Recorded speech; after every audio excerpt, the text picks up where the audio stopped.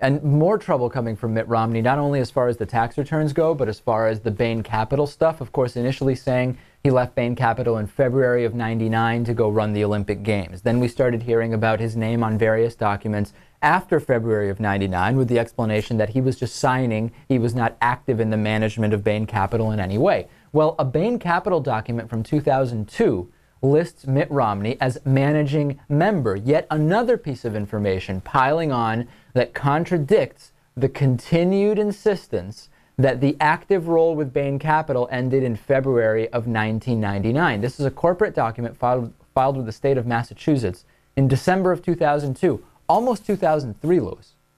This was a month after Romney was elected governor here in Massachusetts.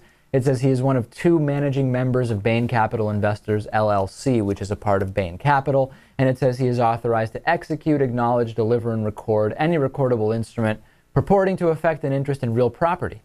Okay, so that seems to be, yet again, more evidence. Now, in August of 2011, Romney told federal authorities as part of a financial disclosure that he, quote, retired from Bain Capital on February 11th, 1999 to head the Salt Lake Organizing Committee.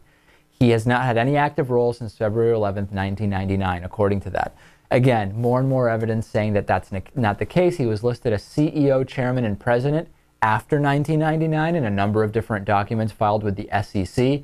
If he was all just a figurehead, as we're trying to be told, I guess, by some Republicans, you've got to be really dumb to allow that to happen. And it's probably evidence in and of itself that you shouldn't be president. That's the bottom line. You mean the president should not be a liar?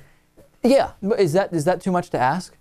But the president is a politician. That's true. You know what all of this Romney stuff reminds me of when I hear him say, well, I wasn't active, blah, blah, blah, blah, blah. I'm going to play two clips for you. You tell me if you see any similarity here, Lewis. Then we'll talk about the differences. But I want to say one thing to the American people. I want you to listen to me. I'm going to say this again.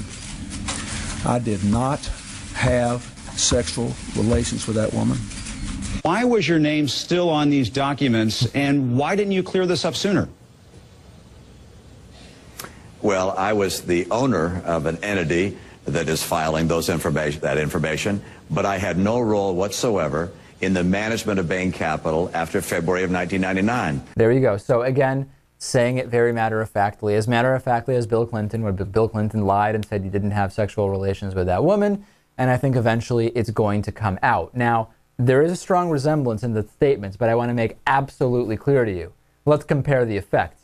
Thousands of Americans rendered jobless by Mitt Romney, who now wants us to believe he only wants to help the middle class, laughing all the way to the bank while he was doing it. That's on one end. And then with Bill Clinton, yes, a lie, but two consenting adults enjoying themselves, one of whom came to show the ulterior motive of undermining the President of the United States and the country. There is a difference, there's a resemblance, there is a big difference in the consequences. I want to be clear. Yes, but this is what politicians do.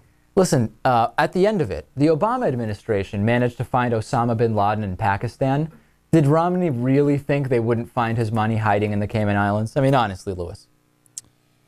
Everyone's going to see it within a matter of weeks, I'd imagine. You think?